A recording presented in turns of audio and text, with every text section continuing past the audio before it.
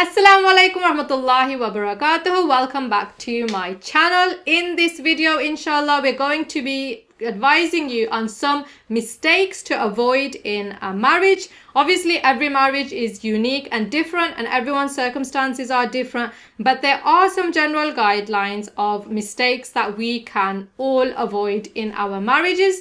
Before we begin, don't forget to download my free downloadable PDF planner at www.cupofparenting.com/planner if you haven't already done. One of the things that mums often ask me about in my role in the community is when they are having marriage difficulties or when they've been married for quite a while and there might be problems that they are facing. So I thought it'd be good to do a video on some mistakes to avoid whilst you are married. Now, obviously, people want their marriage generally to work, and when you generally get married, you do it because you're assuming that you're going to spend the rest of your life with the other person, inshallah, and you want Allah subhanahu wa ta'ala to bless your marriage and you want it to work. You want this person to be compatible with you for the rest of your life. And sometimes we find that there are mistakes that we see commonly made across marriages where people might come across problems, and these are what we're going to be talking about. One of the issues that we come across is self-care. Now, when I say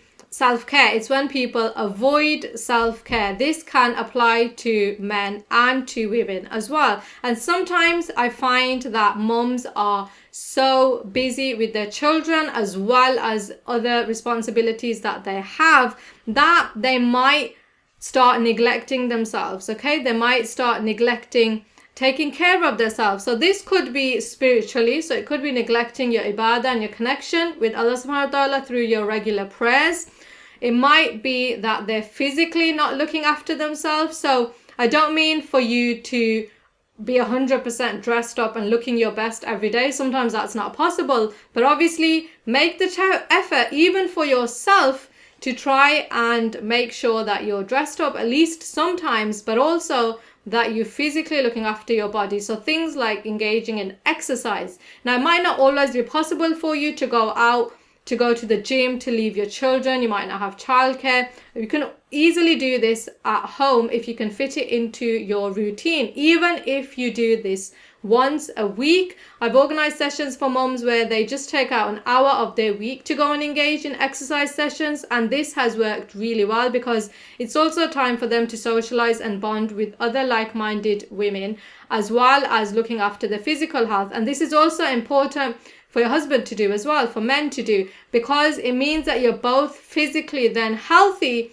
to be able to look after your children and to fulfill each other's needs and to fulfill your responsibilities and obligations, not only towards each other, but also towards your children, towards other family members, etc. So make sure that you don't neglect your physical health, especially it's easy to do this when you are usually physically well and you're not ill and there's nothing wrong with you. You might think that I don't need to do anything. And I often find people normally approach or think about their physical health when unfortunately things do go wrong. So when they be hit with illnesses, or when they are not physically fit anymore, or when they've been married for quite a while and certain things take over and this impacts on physical health. And it could be that they haven't been looking after their emotional health, and this is impacted on their physical health and on their body, and it means that their day-to-day functioning is then impaired. And then you have the knock-on effect on your family, on your children. You know, if as a result of neglecting your physical care you are not able to do certain things, for example, even things like running around with your children. I know sometimes people can't do this because they have neglected to take care of themselves, so they're not physically active enough to be able to do this. Another really important mistake is communication, or more importantly, not communicating. I'm not talking about just talking to each other. This is something maybe that you do on a daily basis. Of course, we're human beings, so that's how we communicate. But I'm talking about sitting down and giving yourself a specific time in the day or in the week where it's just you with your husband and wife, not even having the children around, so that you can really talk about the deeper issues that might be affecting your marriage, or even just making time to connect on an emotional level, which is extremely important. And you can only resolve issues when you communicate with each other. Sometimes you find that through lack of communication, there's misunderstanding, and the misunderstandings turn into problems. Then the problems manifest themselves into much bigger things because you haven't spent that time communicating with each other properly. You haven't spent that time understanding how you should be communicating with each other.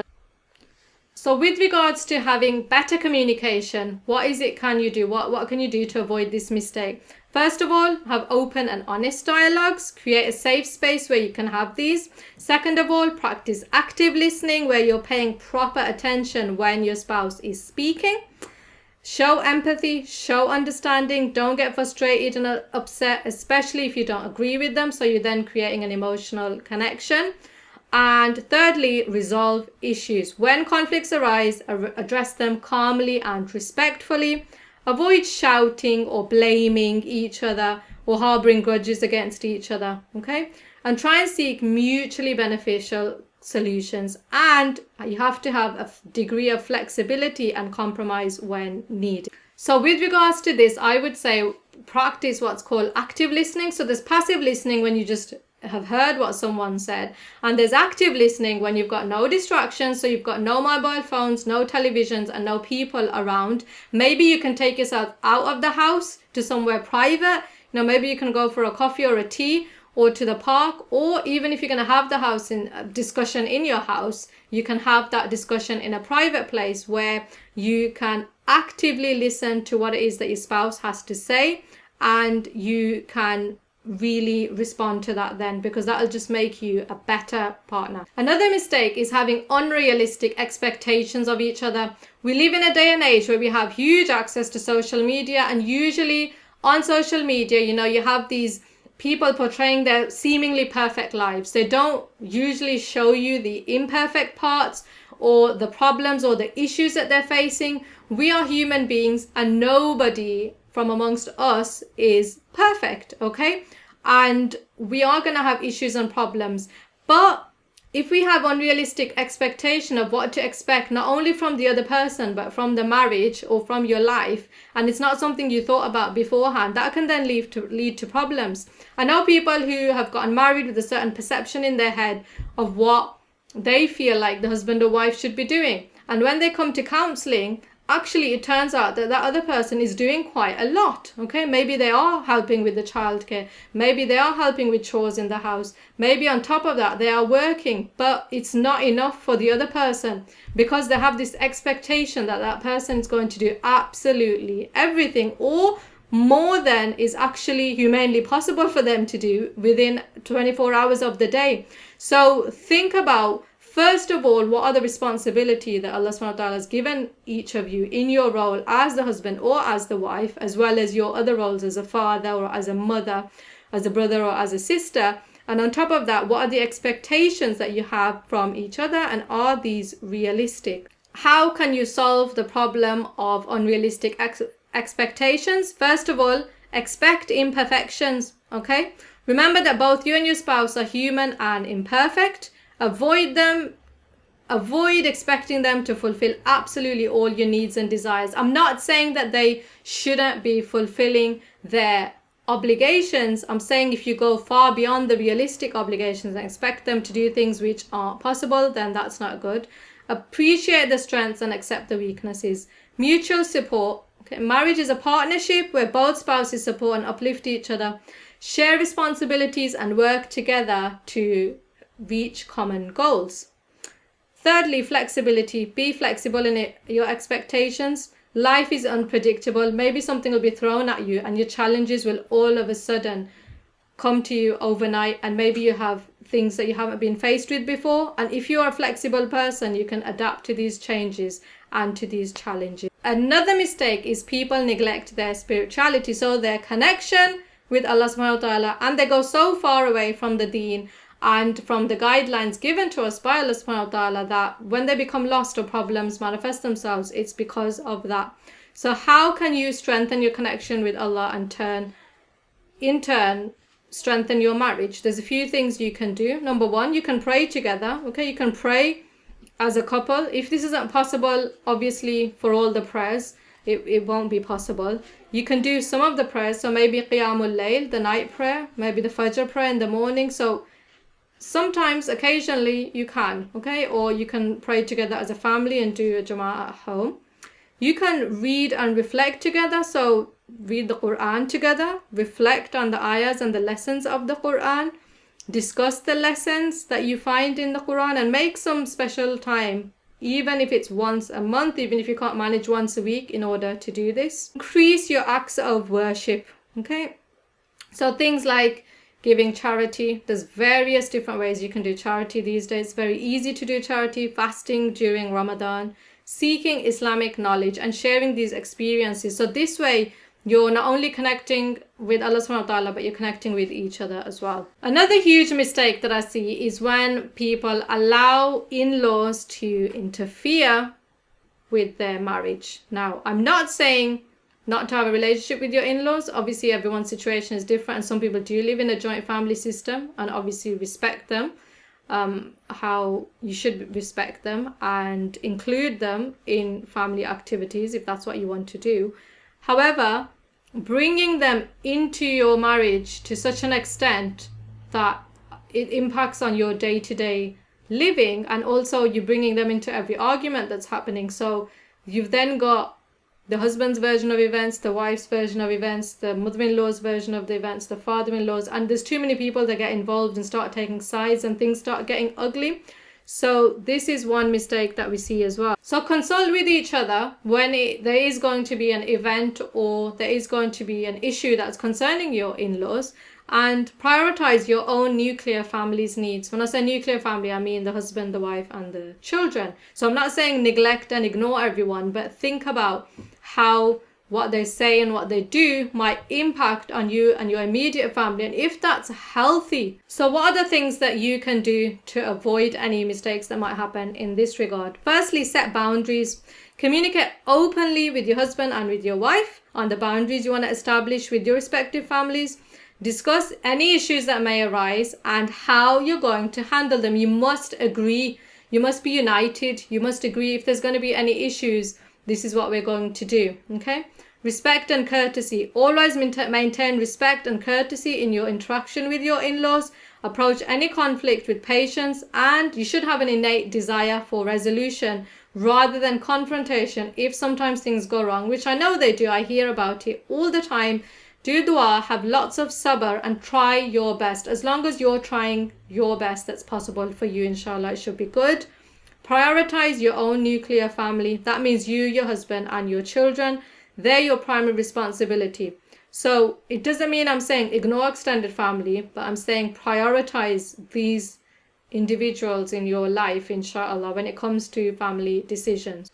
Another thing is failing to resolve conflict. So sometimes when you face conflict, which every single marriage does to some extent, you know, whether they're big or whether they're little, you don't resolve them. And we see people don't resolving them, and then they become detrimental, okay? So what they do is bottle up their feelings, and it turns into passive aggressive behavior instead. Or I even know where people just carry on with the marriage, but you know, I've known instances where one person is sort of living upstairs doing their own thing, and another person is living downstairs, they're sleeping separately, and they're going about their daily lives because of this conflict, which they're not even addressing it. What can we do to avoid mishandling conflicts in a marriage? There's several things that you can do. First of all, address the issue promptly. Now, if you're both angry, you're using the part of your brain that responds irrationally. So you'll definitely do or say things you don't mean to. Okay, so if you're that angry, then obviously calm yourself down. Either remove yourself from the situation and tell the other person, I'm too angry to speak about this right this minute. Read A'udhu Billah, seek protection in Allah, have a glass of water, sit down. Do whatever you need to calm yourself and emotionally regulate yourself first of all. But then do address the issue. Don't ignore the problem. Don't let it carry on, and use proper communication, use conflict resolution, and try and find a mutual solution. And sometimes, you know, maybe people get upset and you'll cry and you'll feel sad about what happened, but don't let it continue. In heated moments, you can say things that you don't mean to, so try and stay calm when these things happen.